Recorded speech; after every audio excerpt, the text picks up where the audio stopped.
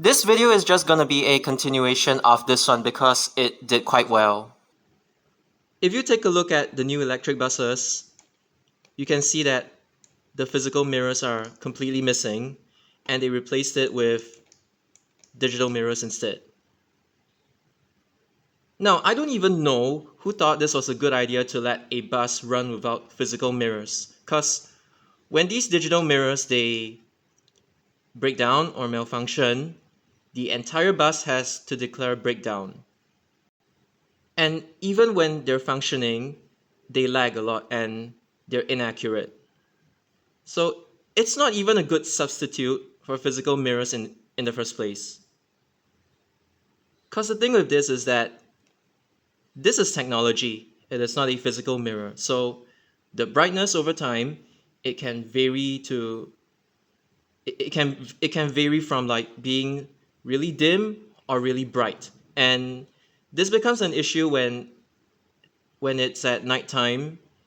The screens can be either very glaring or like you can't even see them properly because they're too dim. So not only the bus captain or driver is like being bombarded with like a whole area of screens, which makes it really difficult for them to concentrate on whatever is ahead of them. When you intentionally look up to like tilt your head up to look at the digital mirrors, they don't even function as intended. So this all in all is a very blatant disregard of safety. The next one is the fact that now all public buses, they have to have two wheelchair bays instead of just one. That is completely fine. But what are the implications of this?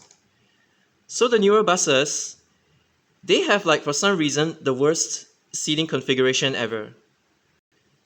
I just want to point out that this isn't necessarily an issue with low floor buses in general. You can design them in such a way that like these safety concerns can be like mitigated. Like in essence, because they have 3 doors instead of 2, like this whole area which would have been intended for seats is being sacrificed in order to like make way for the 3rd door. My issue isn't like with steps in general. It's the way how this bus specifically is being designed. So in order to reach these seats, you would have to climb up here, no issue. And then for these seats, you climb up here and then here. I know the design looks really odd, but that is what they had planned. That is how they intended for it to work. But even from one look, you can tell that this is not comfortable at all. Like, there is just not enough leg room here.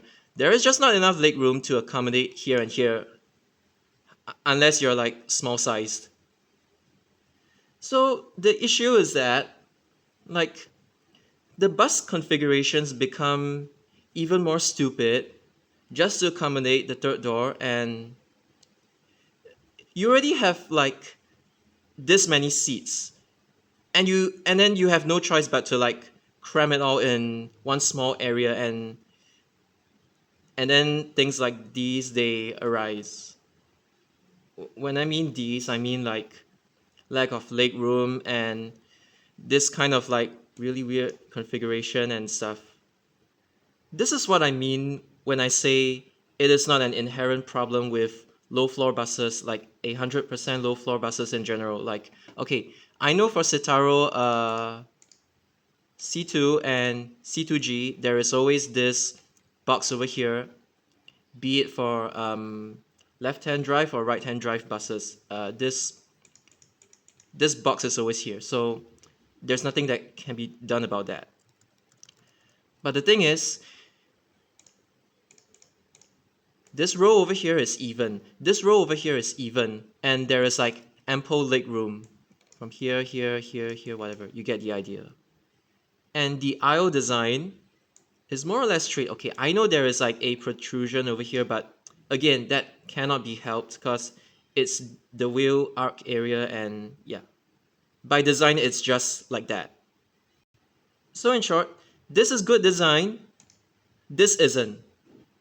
I'm not against the concept of like three-door single-decker buses. Like they can be used sparingly, but not on every single route. When I mean sparingly, I mean they can be confined to like university shuttles. They call it ISB, internal shuttle bus, for like NUS and NTU.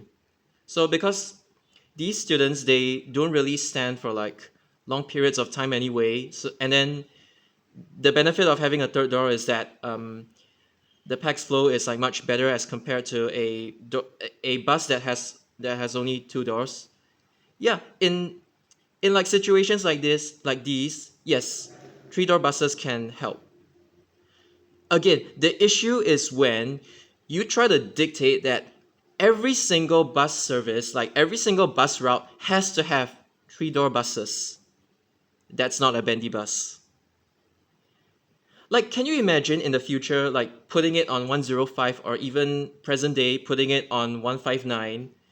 People would be forced to stand for longer distances. Like, if for some reason, let's say you're taking the bus from Lorong Chuan all the way to Sengkang, and it's very crowded, it's during peak hours, and you have to stand like almost all the way, it is really, really uncomfortable. And to make matters worse, it's you don't even have enough seats on the bus, on this three-door bus, as compared to like a normal two-door bus.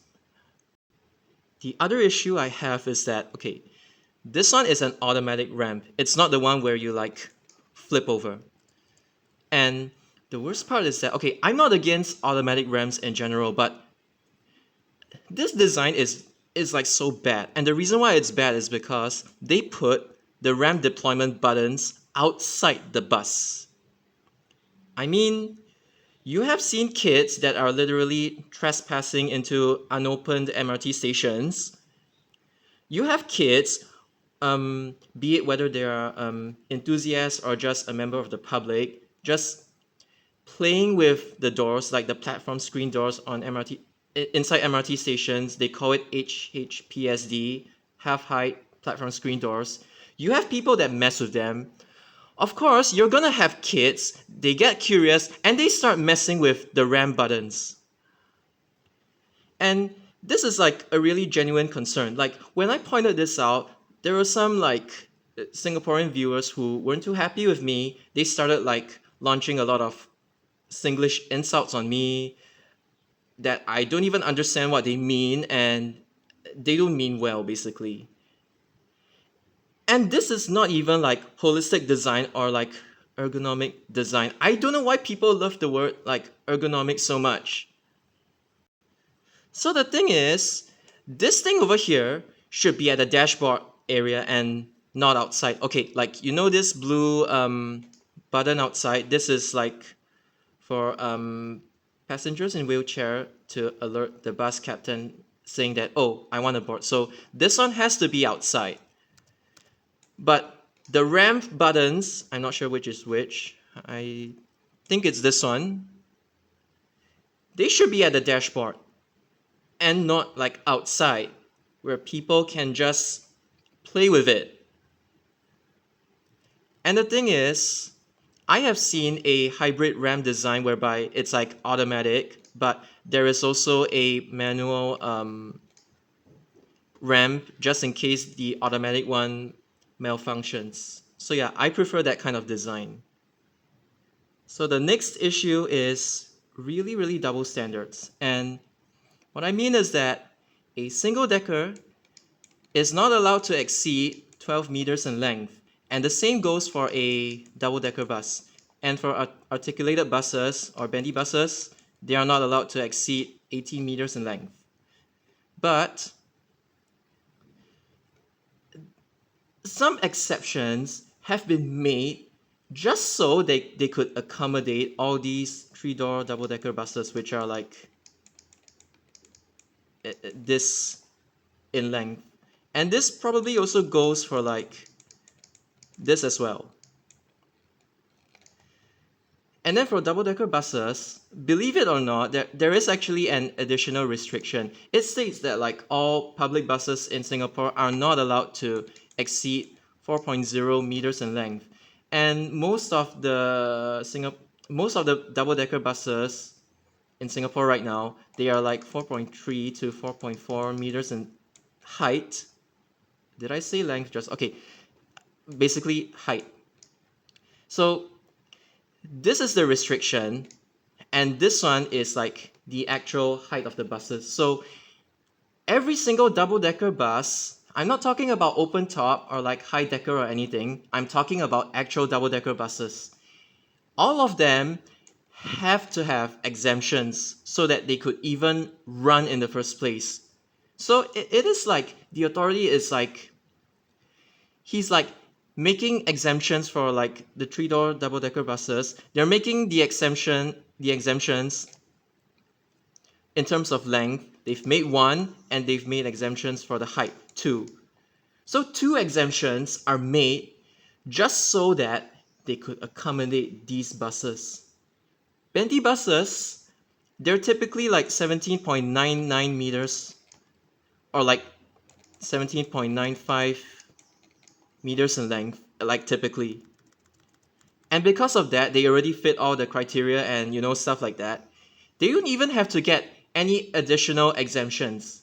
You can just buy a bendy bus, you register it, and it can run. Like, yeah. And to add on to this, like, with all the electric bus procurements, like, there is nothing wrong with electric buses, but I'm just saying, like, currently the rules are that, be it for a single or double-decker bus, right now, every single one of them has to have 3 doors. Which is so stupid. Like, I've talked about this before. And this is the exact same when for a double-decker bus. It has to have 2 staircases. There cannot be one. There must be 2 right now, according to like the new regulations set up by that one person who is really difficult to deal with. And it's like a laughing stock to the entire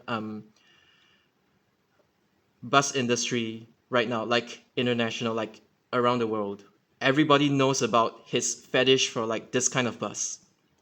Not just that, every single bus, their doors, they have to be double leaf. It doesn't matter if they're like, in swing, out swing, or like sliding. Doesn't matter. They have to have double leaf. So if your door is like just one door, like a single leaf, they call it, it is banned. If your bus only has one, if your double-decker bus only has one staircase, like when it comes to future procurements, it is banned. If your bus only has 2 doors, it is banned.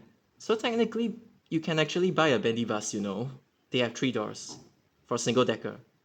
So it technically fits all the requirements, Next, I want to talk about how disposable the buses are. So this one is a Volvo BZL. Halfway throughout its trial, they decided that they don't want the bus anymore and they returned it to Volvo. It didn't even complete its trial, it just halfway it got halted. Which is like completely disrespectful to Volvo as a manufacturer.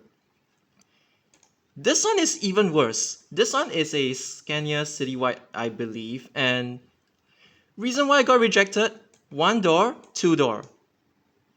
No door here.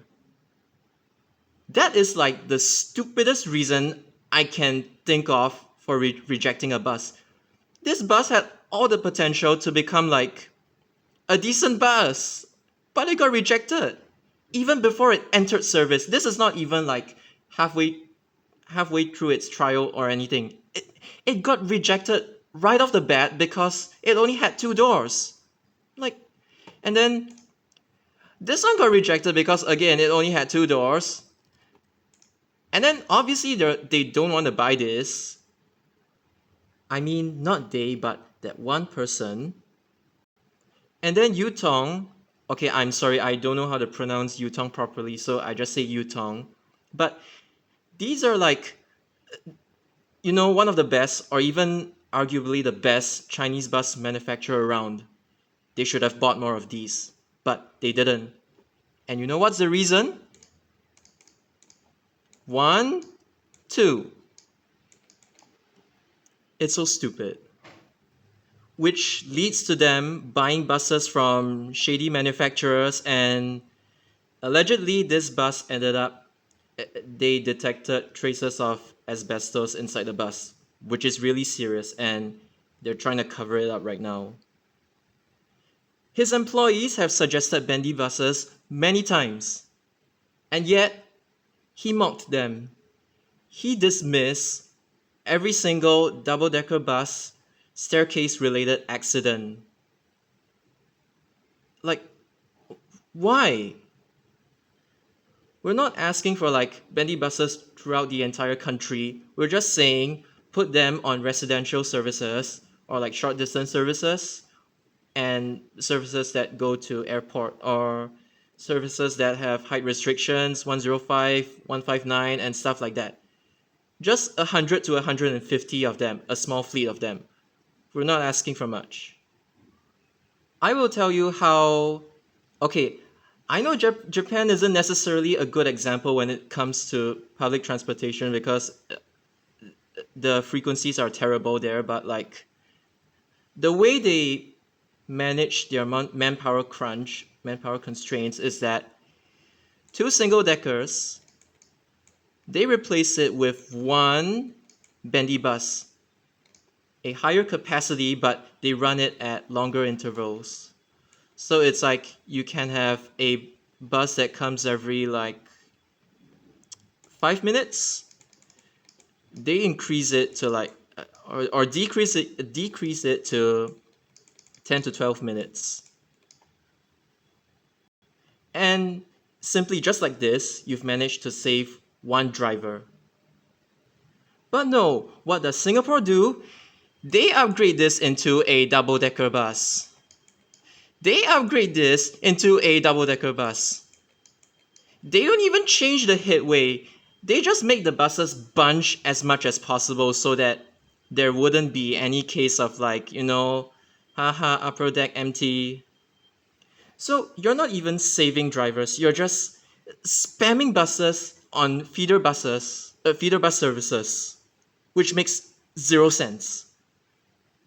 Like you could have had one bendy bus that carries like a maximum of 140 passengers for like 80-meter bendy buses. I'm just saying average. Of course, it depends on the model and how many wheelchair bays you have, but I'm just saying like 130 to 140.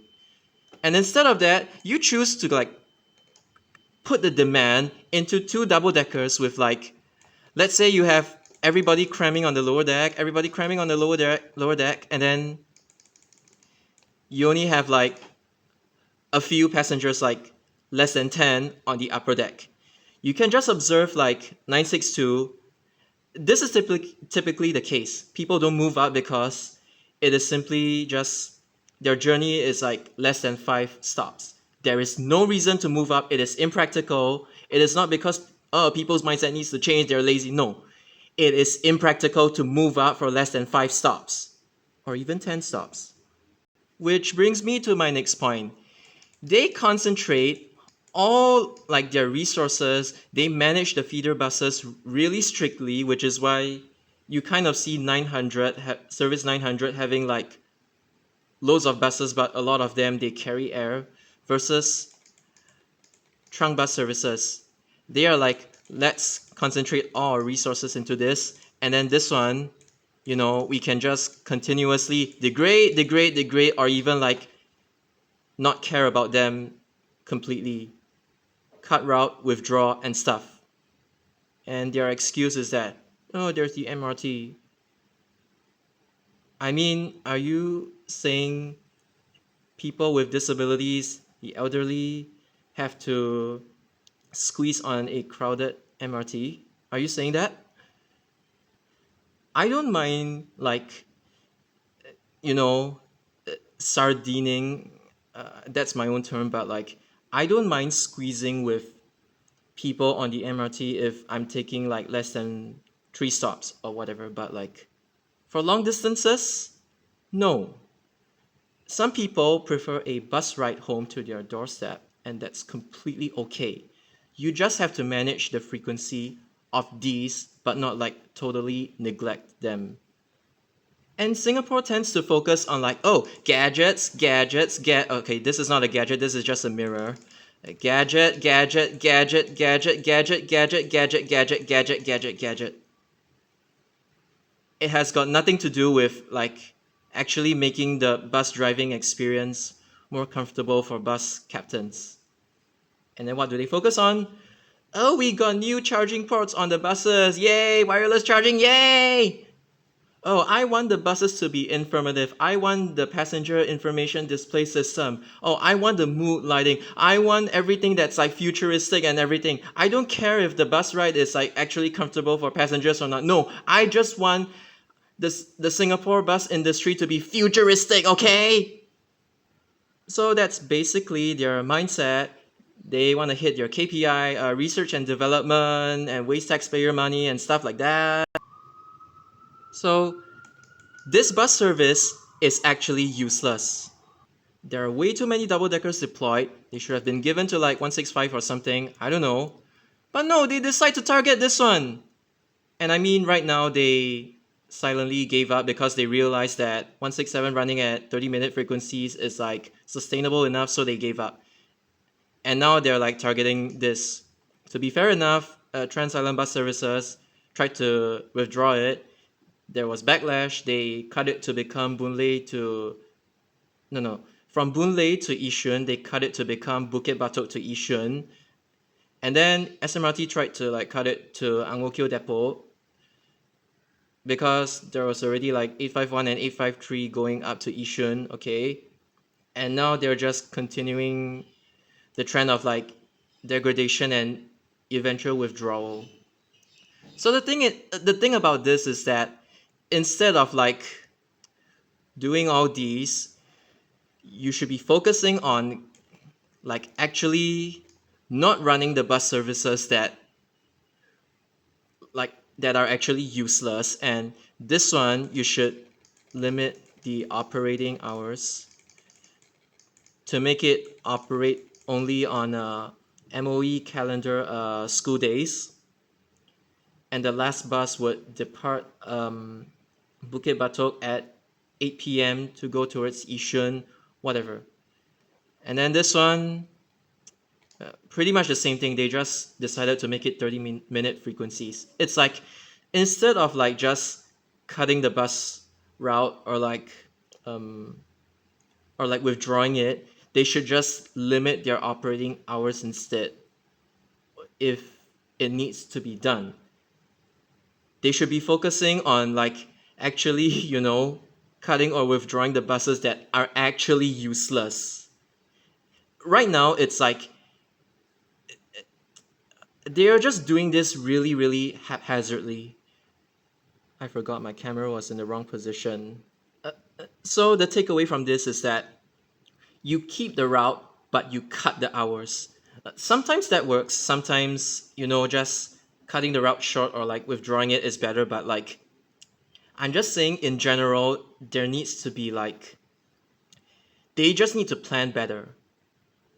The other thing is this, like, I don't get why they are putting on-time adherence on express bus services, like making them slow down for no reason. If you put like OTA on City Direct services, that is fair enough because most of them they only have like 2 departures and they have to like time them at the exact stops. So to make sure that no one misses the bus because there are only 2 departures, that is fair. But this should not have been applied to express bus services or bus services that have like really poor frequency. I mean, if you want to do it for service 400, okay, go ahead. But like, I just don't agree with the idea that if a bus service has like more than 15 or 20-minute frequencies, it has to go OTA and drive really slowly, thus becoming a road hog on the roads, or like especially the expressway where they like on the leftmost or like the second leftmost lane, I think lane 5, 4, or 3, they just end up being a road hazard because of the difference in speed. They just drive really, really slowly. This is not just the case for like buses with OTA. even bus services like 966, 123, or 156, they are like on weekdays they run EWT, which is like just the normal timetable. You don't necessarily have to follow time, but weekends they become OTA. And surprisingly, during weekends, their OTA is actually not that bad. It's actually not that slow. It's tolerable. But on weekdays, they actually add way too much runtime, and the bus ends up being ridiculously slow, even though you don't even have to follow time to the dot anyway. Now here's the thing. I'm not saying bus drivers should, you know, go around speeding recklessly. I'm just saying some bus services, their runtime is like way, way, way too tight, and for others, it's like way, way, way too loose. And it's been like eight, 8 years, I think. It's not 9 yet. It has been 8 years ever since the introduction of BCM, and they haven't really fixed it. The other thing is the whole trend of making the buses single depot control only. Cause like in the past, SBS Transit, Trans Island Bus Services, SMRT, they have been doing some of their buses are single, some of their buses are dual, which means one depot has like majority control, like it has more buses coming from one depot, and minority control, it has fewer buses coming from the other depot. What this means is that if you have like dual depot, it is much easier to like, streamline operations, be it like starting the trip, down route, or like the last bus off service, managing your dead mileage. Dead mileage just means like you're not carrying any passengers, you're not earning throughout the route. Okay, basically, when your bus is like on a non-stop sector, be it like on a regular road or the expressway, it's considered dead mileage. And the off-service route is also considered dead mileage. So to reduce that, I know for express services, they make each and every commuter pay more, but okay, that's another discussion. But like,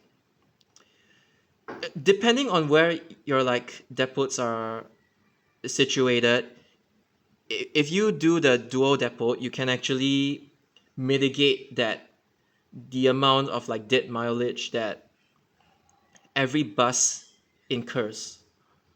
So like in the most extreme scenario, you have 67 from Choa Chu Kang to Tampines.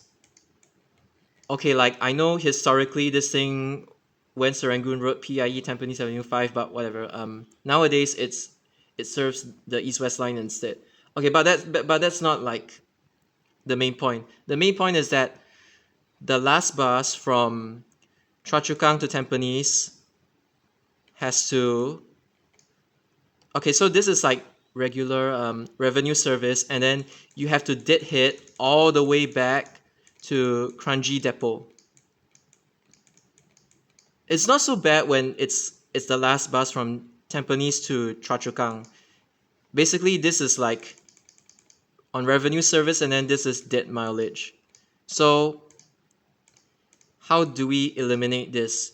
You do dual depot, or you make 67 park at like Seletar Depot, which is what they had been doing. Okay, so basically the whole concept of like dual depot just means you mitigate your dead mileage that your bus incurs. The last suggestion is to make your bus stops bigger. Like you can widen them a little bit if you have the space to do so, or just that yellow box, just draw it bigger. This is island, and this is like the bus stops that are like on the side of the road. But whatever, just make the bus stops bigger. It's not just for the bendy buses, but you would help out the single or double decker buses as well.